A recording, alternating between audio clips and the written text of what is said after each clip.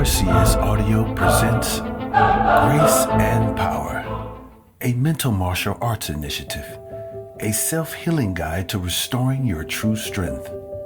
Sensei Sanders. Dedication.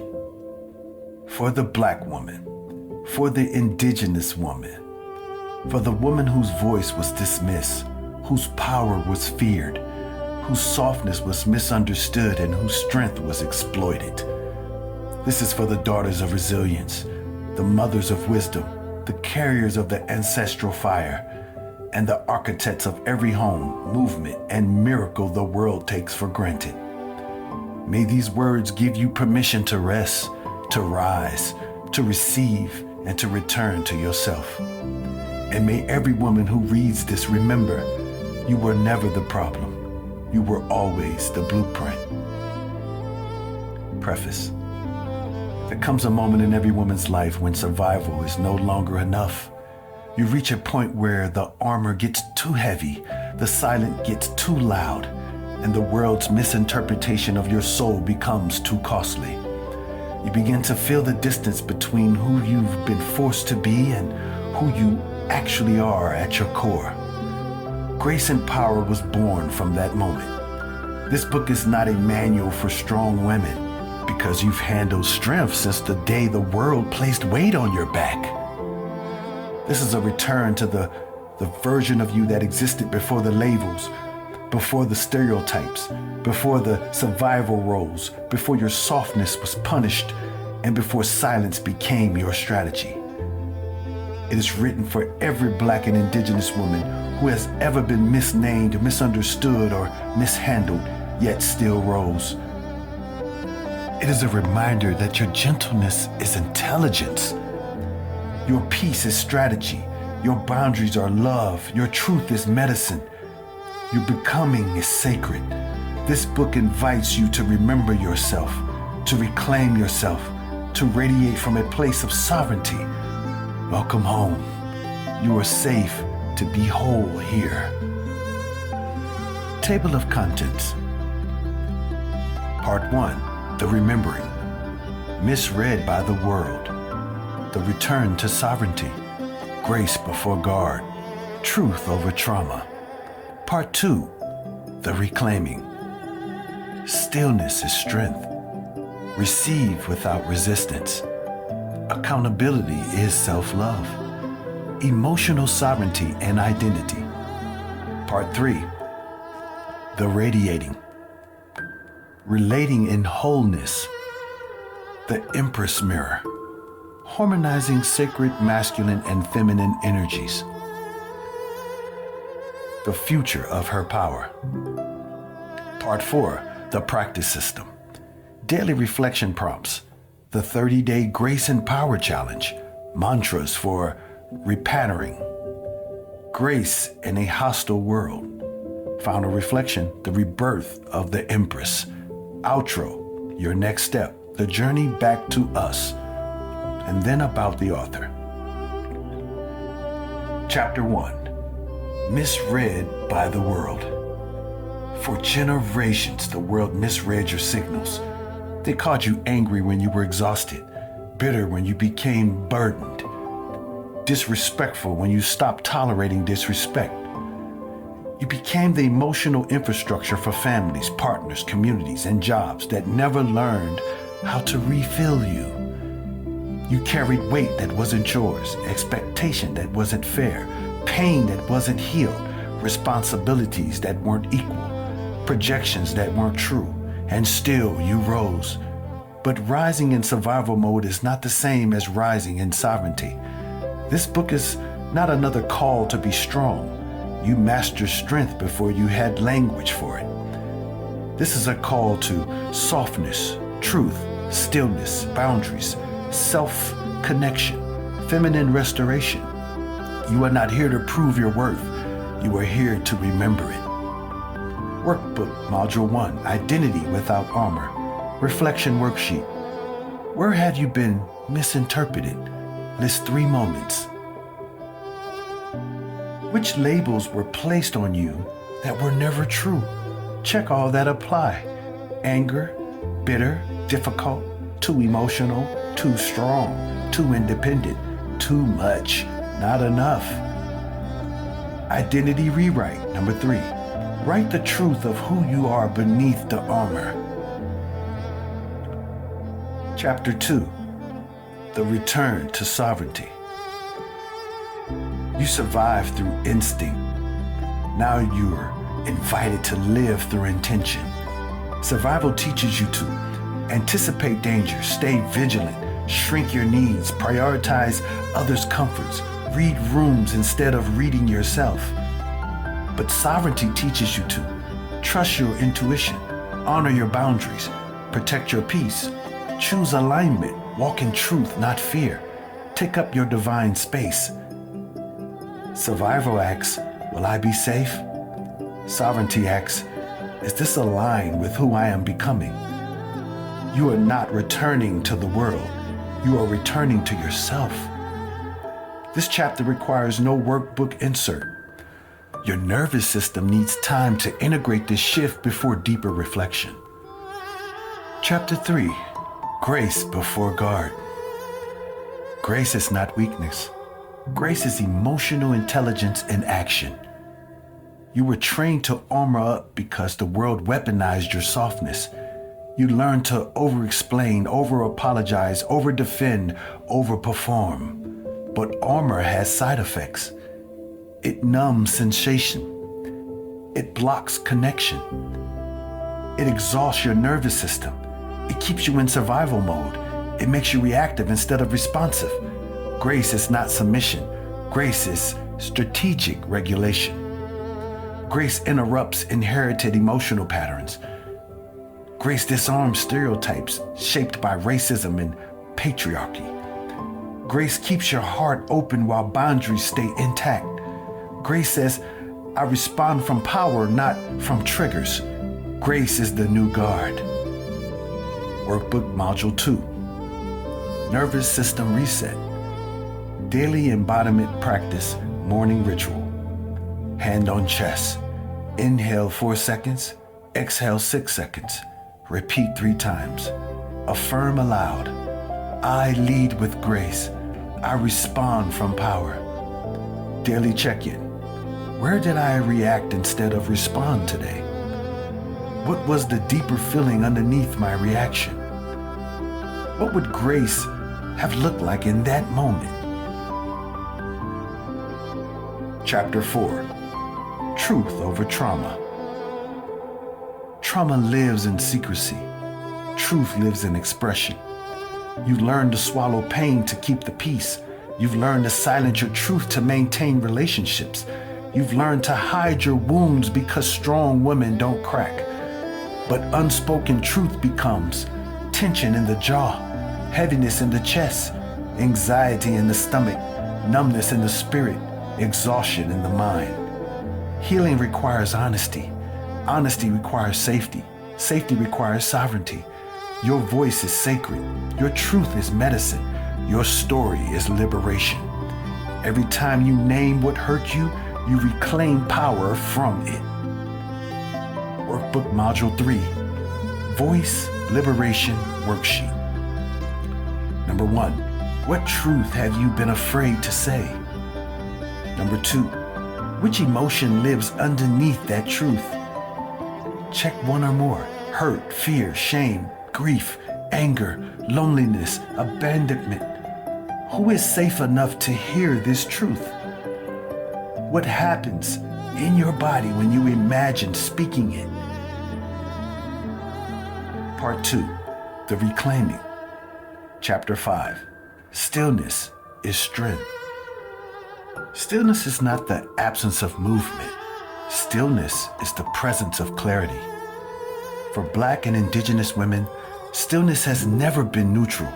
Stillness was often stolen, punished, or labeled as laziness. You were conditioned to stay alert, stay useful, stay responsible, even when it cost you your sanity. But constant readiness is not a personality trait. It's a trauma imprint.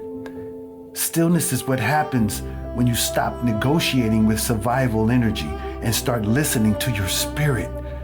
Stillness is the space where intuition speaks, the moment your body unclenches, the pause that prevents self-betrayal, the doorway to emotional intelligence, the birthplace of discernment, the quiet that teaches you who you are. Stillness is not complacency, it's a posture. Stillness is command. When you stop reacting to everything, you stop being controlled by everything. Your peace becomes your power. Your calm becomes your authority. Your presence becomes your leadership. Stillness is your throne. Sit on it. Workbook Module 4, Peace Inventory. What disturbs your peace? Think of 3 things. What restores your peace? List 3 things. Where can you exchange chaos for stillness this week? Chapter 6, Receive without resistance. You were raised to give until empty and apologize if you needed anything in return. Black and Indigenous women have been conditioned to be the counselor, the caretaker, the backbone, the emotional regulator, the strong one, the one who holds everything together. But receiving is not weakness. Receiving is a skill. Receiving requires trust, openness, surrender, self-worth, slowing down, sacred softness. You cannot flourish if you never allow anything to pour back into you. To receive without resistance is to say, I am no longer available for depletion disguised as love. When a woman refuses to receive, it is usually because she does not trust support. She does not believe she deserves ease. She only feels valuable when she is performing. Softness feels unsafe. Vulnerability feels dangerous. Her worth was tied to labor, not existence. Receiving reopens the heart. Receiving softens the nervous system. Receiving validates the soul. Receiving is not the opposite of strength. Receiving is the evolution of strength. Workbook Module 5, Receiving Challenge. Choose one offering to accept today. A compliment, help, a gift, affection, emotional support, rest, space, time. Then say, what did you receive today? How did it feel in your body to receive? What resistance came up? Thoughts or emotions? What would it look like to receive without apology? Chapter 7, Accountability is self-love. Accountability is not self-blame. Accountability is self-ownership. You learned a distorted version of accountability, one rooted in shame, punishment, and criticism. But true accountability is soft. It is honest. It is grounded. It is mature. Accountability says, I'm willing to look at myself without attacking myself. Accountability is the doorway to emotional sovereignty because it breaks generational patterns. It interrupts emotional autopilot. It reduces reactivity. It strengthens boundaries. It deepens relationships. It reinforces trust in yourself. When you blame others for your triggers, you give them power over your emotions. When you hold yourself with compassion and honesty, you become unstoppable. Accountability is not about perfection. It is about awareness. Awareness is liberation. Awareness is evolution. Awareness is emotional adulthood. Workbook Module 6, Emotional Ownership Map. Number 1, trigger I experienced. Number 2, my automatic reaction. 3, the truth beneath my reaction. Example, fear, abandonment, control, insecurity. A healthier response I can practice. 5, what boundary supports this new response? Chapter 8, Emotional Sovereignty and Identity. Emotional sovereignty is the ability to feel deeply, think clearly, and act intentionally without abandoning yourself in the process. Most Black and Indigenous women were raised to emotionally parent. Men, children, parents, supervisors, communities. This creates guilt when you choose yourself, exhaustion when others rely on you, confusion about your emotional needs, and resentment when support isn't reciprocated. Emotional sovereignty says, I honor what I feel without apologizing for it. It is your right to rest without permission, say no without guilt, change without explanation, feel without justification, express without fear, desire without shame. You are not obligated to carry emotional burdens that do not belong to you.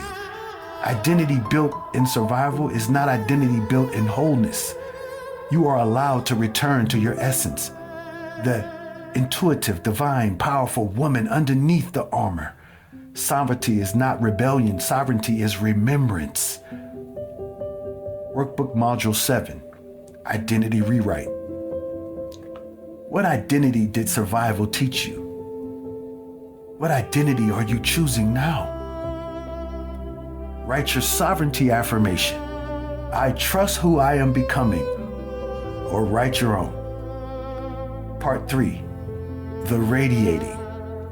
Chapter 9, Relating in Wholeness. Wholeness reshapes the way you love. When your relationships were built from exhaustion, performance, insecurity, or survival, you attracted people who fed off your over-functioning, partners who relied on your emotional labor, friends and friendships where you were the healer, never the healed, love that required you to shrink, situations that demanded strength instead of softness. But relationships built from wholeness reflect clarity, honesty, reciprocity, emotional safety, sustainable love, spiritual alignment. Wholeness is not perfection. Wholeness is internal alignment. A whole woman does not choose partners from loneliness or fear.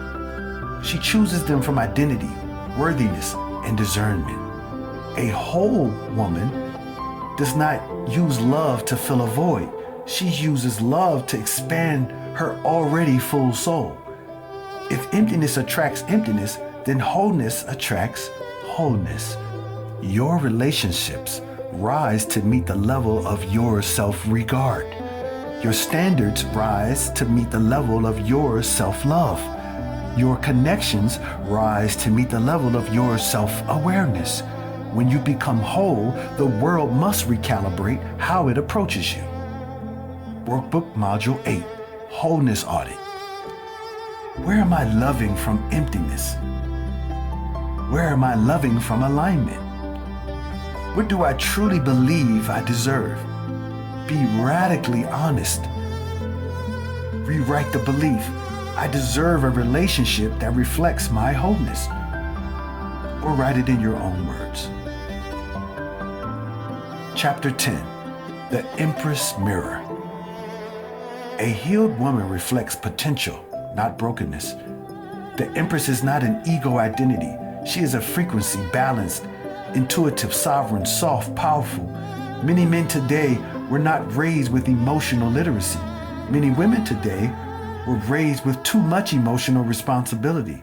This creates a rift, not because men and women are incompatible, but because trauma and unhealed identity distort connection. The Empress's mirror teaches, you don't nag to change a man. You don't compete to gain his respect. You don't shrink to keep the peace. You don't mother him to feel needed. You don't abandon yourself to be chosen. The Empress doesn't demand masculine evolution. She inspires it. She doesn't dominate. She aligns. She doesn't harden. She softens with discernment. She doesn't mirror the masculine wound. She mirrors the masculine potential. Healthy masculinity rises where healthy femininity feels safe. Healthy femininity blossoms where healthy masculinity feels present. The Empress doesn't reflect pain. She reflects possibility. Workbook 9, Masculine Feminine Restoration. Number 1, what version of masculinity makes you feel safe? Number 2, What version of femininity feels most natural to you? Number 3, what emotional environment do you need in order to flourish? Number 4, what emotional habits do you bring into relationships that you want to transform? Chapter 11, harmonizing sacred masculine and feminine energies.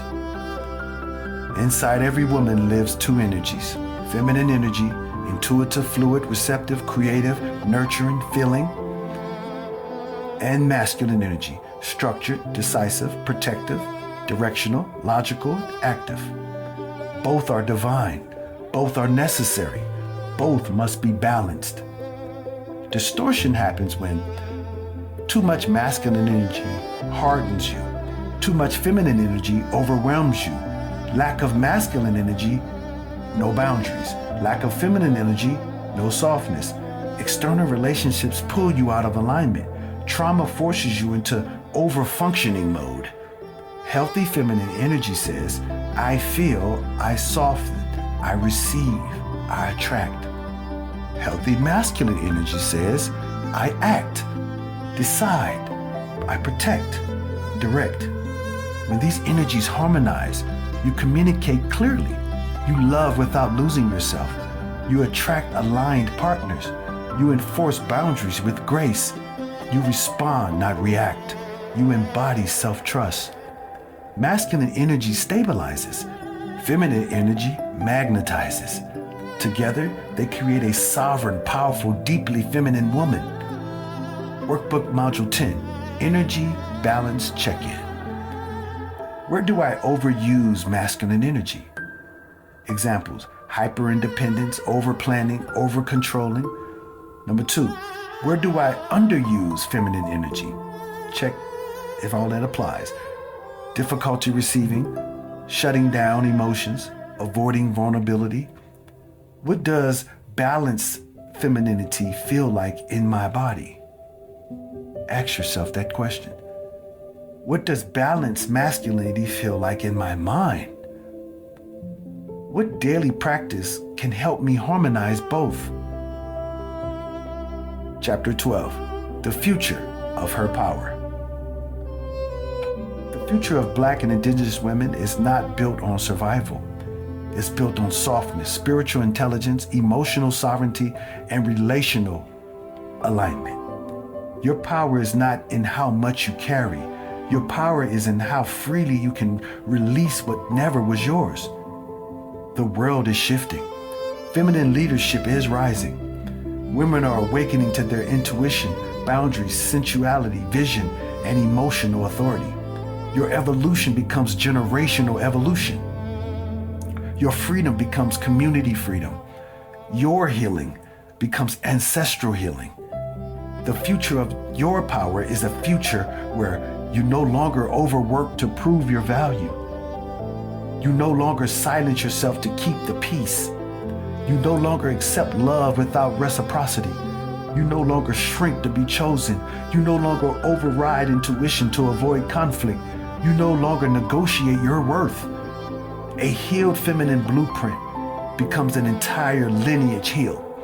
You are not just raising for yourself. You're raising for every daughter, niece, sister, or woman who will learn from the way you walk. Part 4, The Practice System. Chapter 13, Daily Reflection Prompts. Reflection is not repetition. Reflection is reorientation. Black and Indigenous women have often been taught to endure, but not to observe, to push through, but not to pause, to survive, but not to understand the emotional landscape inside themselves. Daily reflection is how you do that. Regulate your emotions, strengthen your intuition, reinforce identity, build emotional awareness, release unconscious patterns, stabilize your nervous system. Reflection is your compass. It points you back to yourself every single day. Use these prompts morning or night. Use them when you feel lost, overwhelmed, disconnected. These questions reconnect you to the truth beneath the noise. Workbook Module 11, Guided Daily Reflection. Where did I silence myself today, and why? What beauty did I witness in other women? How did I nurture my body, my spirit, and my boundaries today? What am I ready to forgive in myself or others? Ask these questions. Chapter 14, the 30-day Grace and Power Challenge. Transformation is not built on intensity. Transformation is built on consistency. This 30-day challenge rewires your emotional patterns through small, intentional daily practices. Each 5-day block strengthens a different feminine skill set: grounding, truth-telling, rest, sisterhood, receiving, celebration. Softness becomes instinct through repetition. Boundaries become natural through reinforcement. Peace becomes familiar through practice. This challenge is not pressure, it's permission to slow down, soften, and return to yourself. Workbook Module 12, 30-Day Tracker Grid. Please get the book to get the printout. Chapter 15, Mantras for Repatterning. Mantras are not magic words. Mantras are neural instructions. Every time you speak a mantra, you are rewiring subconscious beliefs, calming your nervous system, redirecting your inner narrative, reinforcing emotional boundaries, cultivating identity, anchoring self-worth. The old programming taught you to equate peace with passivity, softness with weakness, boundaries with conflict, rest with laziness, receiving with selfishness. These mantras rewrite that programming. Speak them daily, speak them slowly, speak them until they feel like truth. Workbook Module 13, Mantra Integration. Below each mantra, rewrite it in your own words. This tactical act helps the brain encode new identity patterns. For instance, mantra number 1, I am unfolding at the pace of divine alignment. Rewrite that in your head or your pen or pad. Mantra 2, my softness is strategy. My peace is power. Rewrite it. Restate it. I release what was never mine to hold. Rewrite that. Number 4, I attract what aligns. I release what drains. Number 5, I am safe in my femininity, my fierceness, and my freedom. Chapter 16, Grace in a Hostile World. Being a Black or Indigenous woman means navigating a world that constantly tries to reinterpret, diminish, or weaponize your emotional truth. This world demands your labor, silence your intuition, and punishes your boundaries. Stereotypes, attempts to replace your identity. Misogyny, attempts to contain your voice. Racism, attempts to distort your reflection. And yet, you rise. Grace in a hostile world is not compliance. Grace in a hostile world is self-possession. Grace is knowing you do not owe reactions to disrespect. You do not owe explanations to ignorance. You do not owe softness to those who mishandle it. You do not owe your labor to systems that drain you. You do not owe your voice to those who do not listen.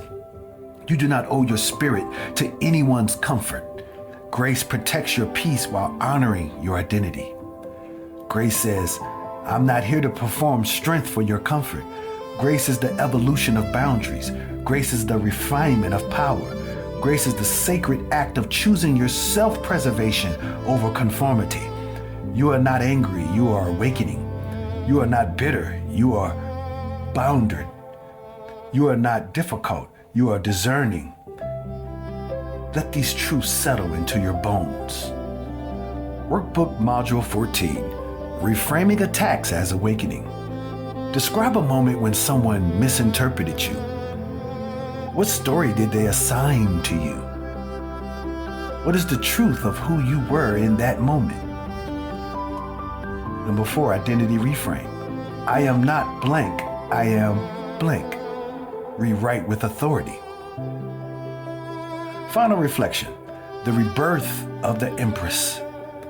Black woman, indigenous woman, bearer of sacred intuition, creation, and resilience. You are not broken. You are becoming. Your strength was never the cage. It was the canvas. Now it's time to paint something. Softer, freer, fuller, truer, spiritually aligned, emotionally sovereign. This is your era of alignment over approval, stillness over chaos, boundaries over burnout, receiving over overfunctioning, truth over survival, grace as strategy, peace as identity. You are the blueprint. You always were. The world moves at the pace of your healing, and your lineage rises with you. Breathe, soften, receive, rise. Your gentleness is your rebellion. Your peace is your protection. Your love is your legacy. Your becoming is prophecy fulfilled. Workbook Module 15, Letter to Self. Write a letter beginning with the sentence below. I am the woman I prayed to become. In your mind, create that letter. Outro. Your next step, the journey back to us. Healing yourself is powerful, but healing how we relate to one another, that's revolutionary. Grace and power is your return to identity, softness, emotional sovereignty, and divine feminine grounding. But there is another layer to this story, the layer where your healing intersects with his. If you're ready to understand the actual fractures between black men and women, how historical wounds shape modern relationships, why trust feels fragile, while communication breaks down, how love can return to honesty, safety, and unity, then your next step is already waiting for you. Read What Happened Between Us, a black man and woman's story guide to finding each other. It takes the conversation deeper into our trauma, our expectations, our disconnects, and ultimately into a bridge back to one another.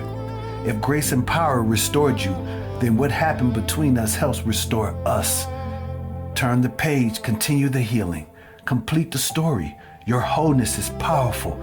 Your relationships can be too. I care. Get with it. Author bio. Ryan C. Sanders is an author, storyteller, artist, cognitive therapist, and founder of Mental Martial Arts, a system designed to help people shift perception, elevate consciousness, and reclaim emotional freedom. Born and raised in New Orleans by a single mother who carried both parental roles with unshakable determination, Ryan learned early what it meant for a woman to be strong in a world that rarely gave her permission to rest. Most of the women in his family struggled to secure stable, healthy relationships, not because they were unworthy of love, but because they were conditioned to survive instead of be supported. Ryan watched women he loved become emotionally overworked, spiritually overextended, and socially misunderstood. He saw brilliance hidden behind exhaustion. He saw beauty held hostage by the demand to be strong. He carried those images with him in his manhood. Grace and power was born from that memory, from that ache. It is his offering to black and indigenous women who raised him, shaped him, and taught him, and protected him. It is his tribute to his sisters, his aunties, his mother, and every other woman who has ever held a family, a community, or a relationship together while fighting silent battles of her own. Ryan writes this book not as an authority over women, but as a son, a brother, and a man who believes deeply in their liberation. His desire is simple and sincere: to see his sisters win, to see them free of emotional burdens that were never theirs, to see them loved without condition, to see them reclaim the softness the world tried to steal, to see them powerful without performing strength, to see them whole. Through his storytelling, cultural insight, therapeutic approach, and spiritual depth, Ryan invites women to return to themselves, not as who they were expected to be, but as who they truly are. This book is his love letter to their freedom. Ashe.